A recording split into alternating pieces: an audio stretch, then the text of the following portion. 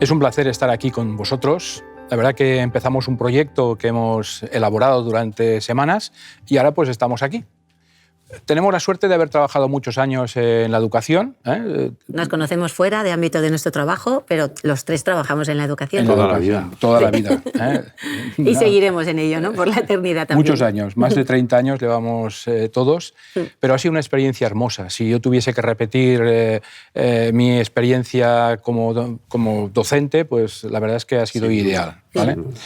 La verdad es que hemos tenido suerte también porque hablar de la educación cristiana siempre ha sido una iniciativa, un proyecto bonito en nuestra vida. Y además tenemos la suerte de contar con la palabra de Dios, que es fundamental. Aquí nos encontramos en ese plató bien dirigido y además del Espíritu Profecía. Por lo tanto, vamos a ver si con la ayuda del Señor seguimos disfrutando de todo esto. ¿De acuerdo? Muy bien. Queremos empezar con un texto. Sí, hay un texto que la verdad es que en relación con el tema vemos que podría abordar lo que vamos a trabajar en este trimestre, ¿no? Se encuentra en Proverbios 9, en el versículo 10, que dice lo siguiente: el temor de Jehová es el principio de la sabiduría y el conocimiento del Altísimo es la inteligencia. En algunas versiones dice venerar en lugar de el temor, pero bueno, entendemos el concepto. Claro, conocer a Dios es la base de todo conocimiento. Por lo tanto, si nosotros queremos que nuestros alumnos sean autodidactas y que crezcan, lo que debemos hacer, más que transmitir conocimientos, es propiciar el encuentro con Dios. Muy bien, es la experiencia que tengas con Él, ¿no? Así que habrá que dirigir la mente de nuestros hijos, de nuestros alumnos, hacia Él, justamente. ¿Y su palabra? ¿Por medio de qué? Pues de su palabra, de la naturaleza, del testimonio que podamos dar todos. Esto es lo interesante. Y lo que es más interesante es que Dios delega justamente esa función en las familias. Y esto es un reto bonito que queremos abordar. Ya sé que no podemos controlar los medios de comunicación, el entorno que vivimos, esto no es fácil. Pero lo que sí tenemos claro es que podemos trabajar codo con codo, tanto padres como profesores, como iglesia y la iglesia. Y eso es un entorno muy agradable que podemos decir. En la base de todo está el amor y por eso el Espíritu Profecía llega a decir que educar es redimir. ¿Vale? Así que queremos empezar con ilusión la lección número 1, que justamente habla de la educación en el jardín del Edén. El inicio, ¿no? La educación en el inicio y el comienzo de la existencia del ser humano. Y además es que es curioso, pero en el libro de educación hay un capítulo que habla sobre esto, sobre la escuela del Edén. Y os leo un texto un poco para centrar nuestra conversación. Dice: por el interés que tenía en sus hijos, nuestro Padre Celestial dirigía personalmente su educación. Pensad un poco esa idea, personalmente. ¿Vale? No lo delegaba en otros, sino que lo hacía él personalmente. Qué privilegio, ¿no? A tener a nuestro Dios que sea el que... Exactamente, de forma personal. Tiene interés en educar, en este caso, ¿no? Nuestro gran maestro, ¿no? El inicio. Y dice que, y sigue diciendo la señora White, que con frecuencia, cuando caminaban por el jardín durante las horas frescas del día, dice, oían la voz de Dios. Imaginaros lo que sería esa experiencia, ¿no? Escuchar la voz de Dios de una manera directa. Así que esto es un texto muy bonito. Para mí, en este momento, habrían varios elementos que habría que destacar. En primer lugar, el maestro, que tiene interés, que es Dios mismo, que tiene interés en enseñar, en educar. En segundo lugar, el aula, el Edén. ¿Os imagináis un aula? Mejor escenario mejor escenario es imposible. Y luego 2 alumnos, ¿de acuerdo? Estos alumnos la ratio era buena, ¿eh? Sí, es verdad. No tendrían problema. Estos alumnos de barro fresco, ¿verdad? Que estaban vivificados, recién salidos del horno, que diríamos. Y que tendrían un montón de preguntas, de inquietudes. Así que Adán y Eva se encontraban en el entorno adecuado para que el Señor pudiese trabajar con ellos. A mí eso me parece genial. A mí me parece también genial que el Dios infinito quiera ser cercano y morar con sus hijos. Y el que lo sabe todo, el omnisciente, quiera ser el maestro, ¿no? Sí. Que es una labor difícil. Es como si tú me quisieses explicar a mí una reacción química compleja o la estructura celular, porque yo soy de letras. Bueno, no pasa nada, lo aprendemos. Intentaríamos. Fijaros un poquito, porque es verdad que imaginarnos en ese momento de cómo sería nuestro gran maestro, cómo serían esas clases magistrales, ¿no? ¿De qué hablaría? ¿Cuáles serían las preguntas, las dudas? El Espíritu de Profecía en la educación, en la página 21, dice que estudiaban, y no solamente era la creación, fijaros. Dice, los moradores del Edén trataban con la creación animada e inanimada. con las hojas, las flores, los árboles y con toda criatura viviente, desde el leviatán de las aguas hasta el átomo en el rayo del sol. Aprendían de ellos los secretos de su vida, la gloria de Dios en los cielos, los mundos innumerables con sus movimientos prefijados, las diferencias de las nubes, como lo dice también Job, los misterios de la luz y el sonido, del día, de la noche. Todos eran temas de estudio para los alumnos de la primera escuela de la Tierra. Hay una parte que me gusta y es que se señala también que estudia otros mundos innumerables con sus movimientos prefijados, como nosotros también nos gusta a veces conocer, ¿no?, lo que hay más allá de aquí. Es verdad. Bueno, la hermana Elena dice que el plan de la salvación será una materia que estudiaremos durante toda la eternidad. Y yo creo que comprender los primeros capítulos del Génesis son fundamentales para entender el resto de la Biblia. Y veo que Dios se encuentra con el problema de que tiene que hacer un relato que sea acultural, es decir, que sirva para todas las culturas, y atemporal. De modo que Él nos explica el qué y el para qué, pero el cómo tenemos que intentar atisbarlo en la medida que nuestros conocimientos se desarrollan. Es verdad, y en eso estamos, y justamente en la lección de esta semana hablaremos un poco de ellos. Para poder situarnos un poquito mejor en lo que queremos tratar, vamos a leer unos textos de Génesis, capítulo 2, el versículo 7. Dice: entonces el Señor modeló el hombre del polvo de la tierra, sopló en su nariz aliento de vida y el hombre llegó a ser un ser viviente. El versículo 21 y 22 dice: entonces Dios el Señor hizo caer un profundo sueño sobre Adán, y mientras dormía tomó una de sus costillas y cerró la carne en su lugar. Y de la costilla que Dios el Señor tomó del hombre formó una mujer y la trajo al hombre. Y yo quiero preguntarte a ti, María José, de forma directa, ¿cuál fue, crees, el propósito de Dios al crear, al colocar y emplear a Adán y Eva en el jardín del Edén? Bueno, yo resalto sobre todo dos cosas. La primera de todas es que lo hizo a su imagen. Si vemos todo el relato de la creación, cuando llega a Adán y Eva, los hace a su imagen. Y eso, como el gran creador, lo hace de una forma que él sabe realmente cuál es la capacidad que tiene. De hecho, conocía sus habilidades, porque era su creador. Y también podía enseñarle a Adán y Eva a poder alcanzar ese potencial, ¿no? Que a veces me pongo yo, haciendo un paralelismo como profesora, de cómo me gustaría conocer al alumno, saber cuál es el potencial para llegar a ese máximo. Que saque todo lo bueno que tiene dentro, ¿verdad? Claro, porque encima le hacía sacar lo bueno que tenía y lo malo, pues desviarlo, ¿no? Y en segundo lugar, también me gusta porque le da una responsabilidad. Y yo he aprendido mucho, leyendo el libro de la educación, de las tareas, ¿no? El trabajo que Dios nos manda, pero le da una responsabilidad, explica, para que fuera feliz. Entonces es verdad que en el mundo que vivimos, pues de pecado, de muerte, de tantos problemas, es difícil imaginar lo que podría haber implicado ese trabajo en las lecciones de Adán mientras estaba trabajando y en su propio jardín, ¿no? En su propio hogar. Hoy es difícil, pero le da esas dos partes. Bueno, a mí me parece además muy sorprendente que Dios crea, para que se produzca este encuentro, crea dos escenarios. Uno en el espacio, el jardín del Edén, este lo perdimos hace unos 6.000 años, pero crea otro en el tiempo, que es el sábado, porque el sábado es precisamente el día que recuerda a Dios como creador nuestro. Y este todavía lo tenemos y lo podemos mantener. En la idea de Dios estaba que en este escenario perfecto nosotros fuésemos aprendiendo y creciendo continuamente. Y haciendo un paralelismo, yo lo veo un poco como eso, ¿no? Nosotros como docentes en una educación cristiana, ¿dónde tenemos que llegar? Pues finalmente poner a nuestros alumnos en contactos con ese creador. Porque todo lo que hemos explicado, al final te das cuenta que lo que Dios quería es que no perdieran contacto con su creador. Así que, a manera de resumen, podríamos decir que hay 4 elementos importantes en lo que estamos diciendo. Primero, el jardín del Edén era el aula, ¿de acuerdo? En segundo lugar, la naturaleza era el libro de texto. En tercer lugar, el creador mismo era el maestro. Y finalmente, los padres de la familia humana eran los alumnos. Por lo tanto, tenemos bien centrado el tema en que estamos tratando en esta semana. Avanzando un poco en la lección, hay un verso que se encuentra en 1 de Timoteo, capítulo 2 y versículo 14. 1 de Timoteo 2:14. Ya estoy. Y dice: y Adán no fue engañado, sino la mujer, al ser engañada, cayó en transgresión. ¿Vale? Es un texto que no sé si habíais leído alguna vez.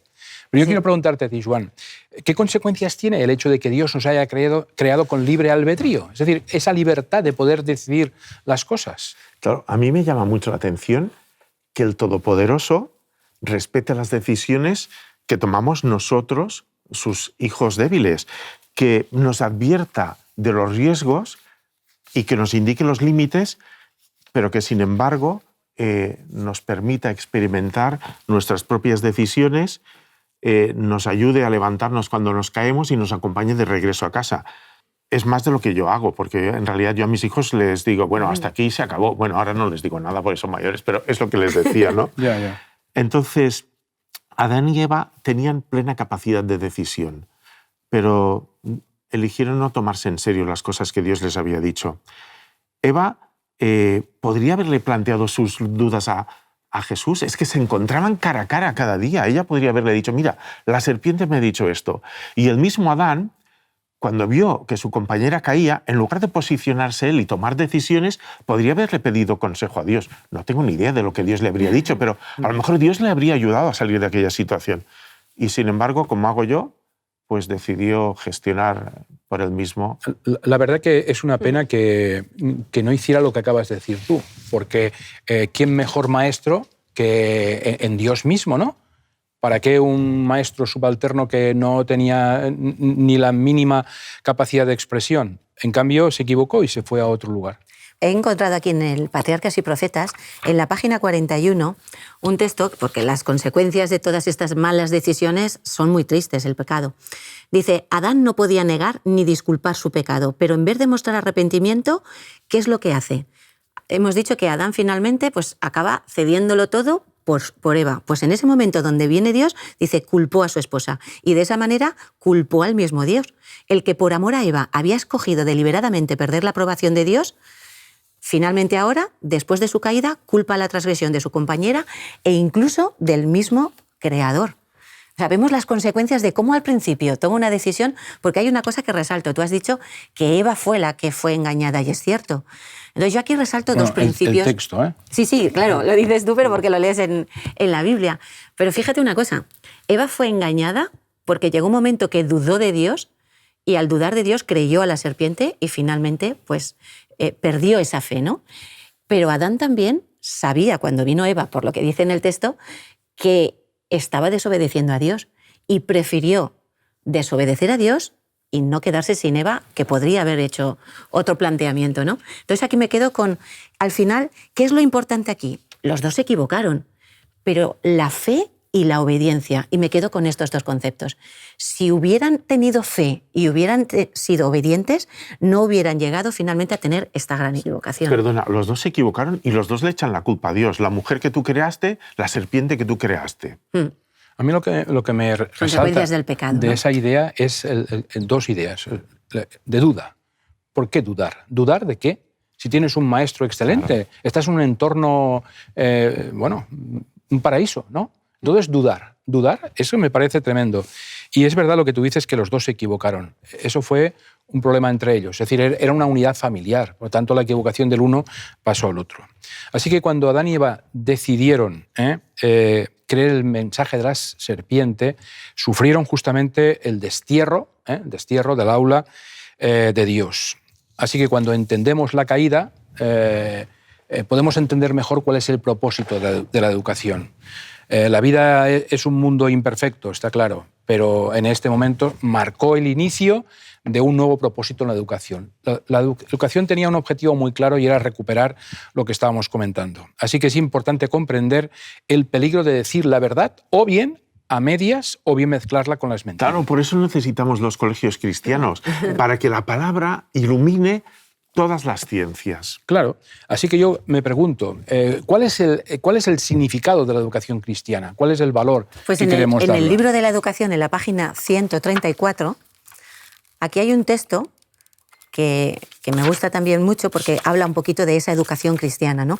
Y acaba diciendo, solo mediante la ayuda de ese espíritu con el principio, página 134, sí, se movía sobre la faz de las aguas. No, perdona, es más arriba aquí. ¿vale? Bueno, lo leo. Dice, la verdadera educación significa más que la prosecución de un determinado curso de estudio. Significa más que una preparación para la vida actual. Abarca todo el ser y todo el periodo de la existencia accesible al hombre. Es el desarrollo armonioso de las facultades físicas, mentales y espirituales, pero prepara al estudiante para el gozo de servir en este mundo y en el mundo superior, ¿no? Es decir, está hablando un poquito de en ese mundo venidero también es importante educar para llevarlos ahí a nuestros estudiantes. Así es que veo por un lado que es como la capacidad de servicio, pero por otro lado el llegarlos a que tengan un conocimiento de Dios. Y hay una frase de Bernabé Tierno que a mí me gusta mucho y es la de aprendamos para la vida, no para la escuela. Y esa vida yo la trasladaría incluso para la vida eterna. Muy bien. Y sobre todo lo que tú has dicho del desarrollo armonioso. Eso es una expresión muy adecuada para lo que estamos haciendo, de forma armónica. Porque es un concepto holístico, ¿no? No solamente es conocimientos y ya está. El pastor Pose decía la educación integral, que abarcaba todos los ámbitos de la existencia. Sí.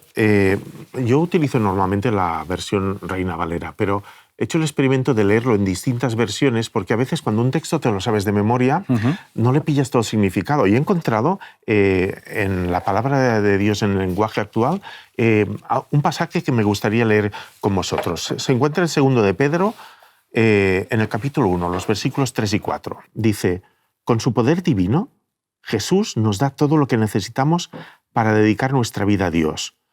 Todo lo tenemos porque lo conocemos a Él. Él es quien nos llamó por su gloria y excelencia, y así nos dio preciosas y valiosas promesas. Y ahora viene el trozo que más me llama la atención. Dice, como ya tenéis estas promesas, esforzaos ahora para mejorar vuestra vida así. Dice, a la fe añadidle un carácter digno de admiración. A carácter digno de admiración añadidle conocimiento. A conocimiento añadidle dominio propio. Al dominio propio añadidle constancia. A la constancia añadidle servicio a Dios, y al servicio a Dios añadidle afecto a los hermanos en Cristo.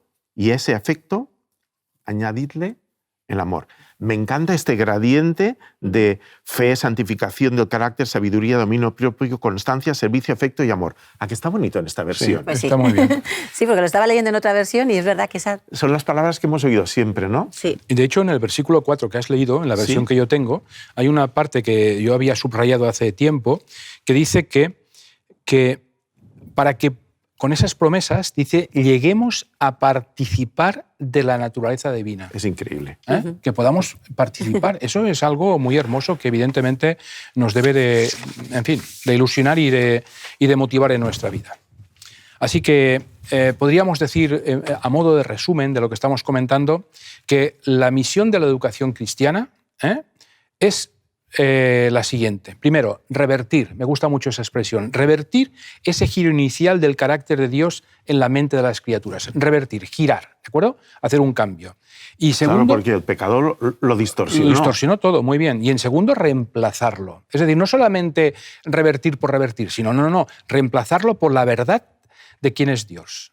Sí, hay muchos textos que habla de que Jesús vino un poquito a volver a posicionar al Padre en su lugar, porque se había distorsionado por causa del pecado toda la imagen de Dios.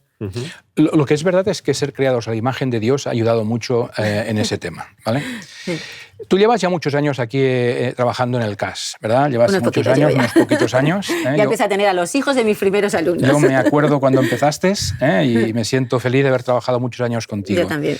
Así que seguramente que tendrás muchas experiencias, pero en este momento me gustaría escuchar alguna experiencia personal que has tenido en relación con la transmisión de valores a través de tus clases, de tus conversaciones, con los alumnos o con los padres.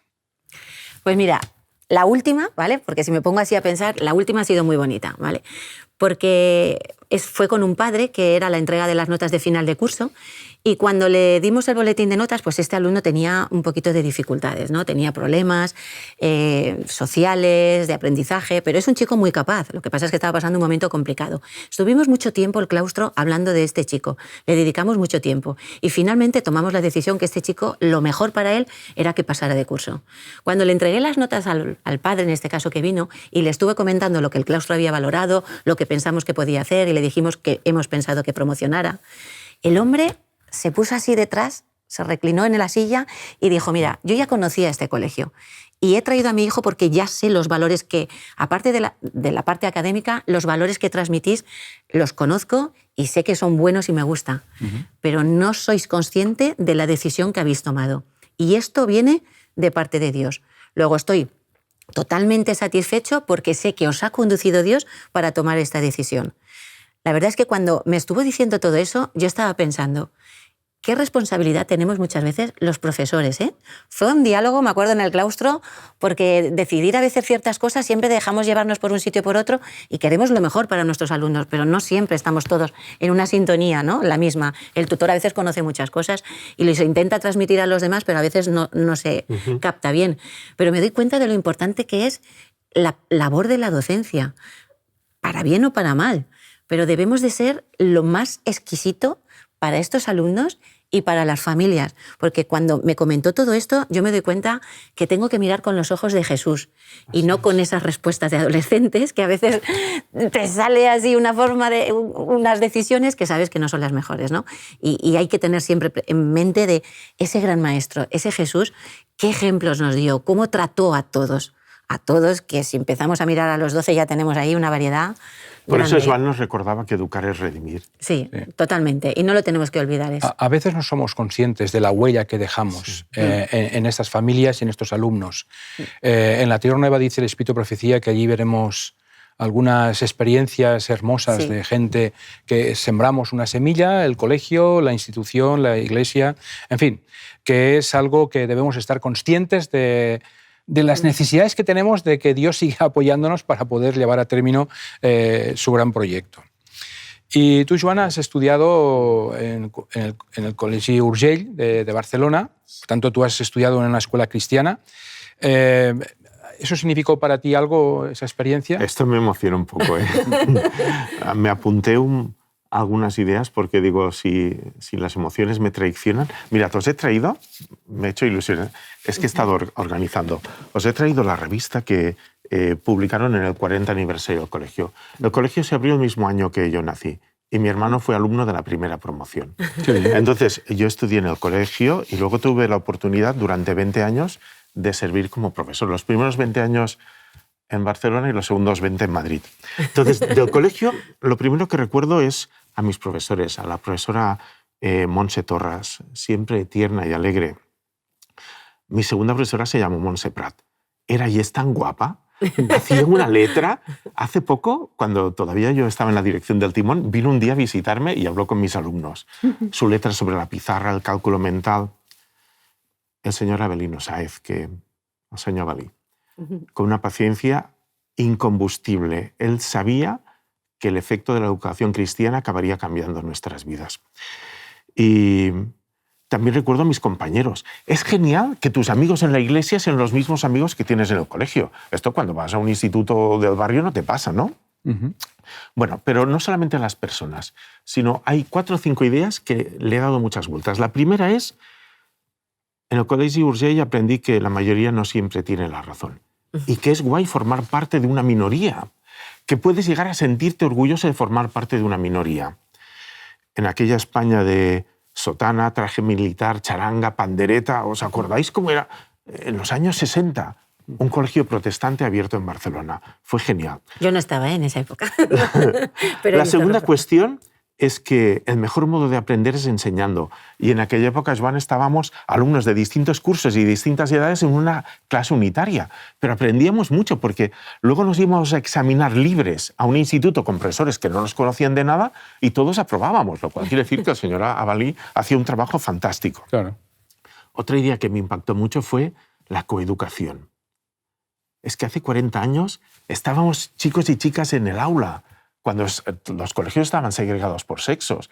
Por eso estamos como un poco vacunados a algunos prejuicios que todavía vemos en la sociedad. Y quizá lo que más le agradezco al Colegio Urgell es que Dios y la religión de Jesús estaban en todas partes, en matemáticas, en ciencia, en el patio, en el comedor, en todas partes. A esto ahora le llamamos IFE, ¿no? La integración de la fe en la enseñanza. Sí, sí. Bueno, esto es un poco así, buscando en mi neceser los recuerdos que tengo del Colegio Urgell. Pues la verdad es que es una experiencia que uno recordará en toda su vida, ¿verdad? Y te marcará siempre, te ha marcado siempre. Bueno, ya veis que llegamos ya al final de la lección y nos gustaría, para terminar, comentar un texto que se encuentra en Job. Vamos a... Esta idea de acabar con un texto, Joan, me parece genial. Además, quiero deciros que es el texto para memorizar, es el primero que aparece en la lección, pero nosotros lo leemos porque nos parece muy interesante. Capítulo 36, 22. Dice, Dios es excelso en poder. ¿Qué maestro es semejante a él? Pregunta, ¿vale? Hay un par de versiones más que he buscado que dice, qué sublime y poderoso es Dios. ¿Hay maestro que se le pueda comparar? Y otra versión que también me ha gustado mucho es, fíjate en el gran poder de Dios. Ningún maestro es comparable a él. Así que qué privilegio tenemos de poder contar con el mejor maestro, con el maestro de los maestros. E imitarlo, ¿no? Intentar imitarlo. Muy bien. Que el Señor nos bendiga y nos vemos la próxima semana. Muy bien, muchas gracias. En nuestras familias e iglesias, ¿fomentamos el disimulo o damos un ambiente de libertad y confianza en donde plantear abiertamente nuestras dudas? La serpiente era astuta. La ingenuidad ha de ir acompañada de discernimiento. ¿Cómo aplicar lo de ser astutos como serpientes y sencillos como palomas? Como familias, ¿no deberíamos recuperar el sentir de nuestros pioneros que contra viento y mareas abrían colegios adventistas? Te invitamos a que participes de un grupo pequeño. Conviértete en una unidad de acción en donde la Biblia, la oración y la fraternidad y la testificación sean vuestra esencia. Que Dios te bendiga.